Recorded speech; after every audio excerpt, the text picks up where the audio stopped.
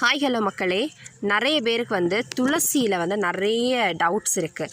இது இந்த துளசி தானா, இதோட இலையமைப்பு இப்படி இருக்குது, இது எப்படி அப்படி இப்படின்னு நிறைய டவுட்ஸு கஸ்டமர் சைட்ஸ்லேருந்து கேட்டுகிட்டே இருக்கீங்க. ஸோ உங்களுக்கான கிளியர் வீடியோங்க இது. ஸோ நம்மக்கிட்ட பார்த்தீங்கன்னா ஃபர்ஸ்ட் ஆஃப் ஆல் 13 வகையான துளசி வகைகள் இருக்குங்க. ஸோ ஒவ்வொரு துளசியும் அதோட பயன்பாடுகளை இந்த வீடியோவில் தெளிவாக பார்க்கலாம். ஃபர்ஸ்ட் நான் பார்த்துட்ருக்கிறது இது கொஞ்சம் ரேரான வெரைட்டி மஞ்சள் துளசி. சரிங்களா, இலை அமைப்புகளை கரெக்டாக பார்த்துக்கோங்க. இதோட இலை அமைப்பும் ஓம துளசியோட இலை அமைப்பும் கிட்டத்தட்ட ஒன்று மாதிரி இருக்கும். ஆனால் ஈஸியாக கண்டுபிடிக்கலாம். எப்படி தெரியுமா, இதோட இலையை நம்ம ஸ்மெல் பண்ணி பார்த்தோன்னா நல்ல ஒரு துளசி வாசனை அடிக்கும்.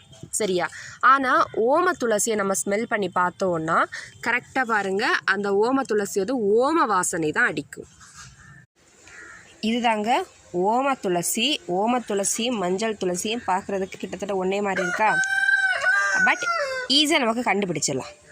சரிங்களா, வாசனை வச்சு நம்ம கண்டுபிடிச்சிடலாம். இது நல்ல ஓம வாசனை அடிக்கும், அது பார்த்தீங்கன்னா துளசி வாசனை அடிக்கும்.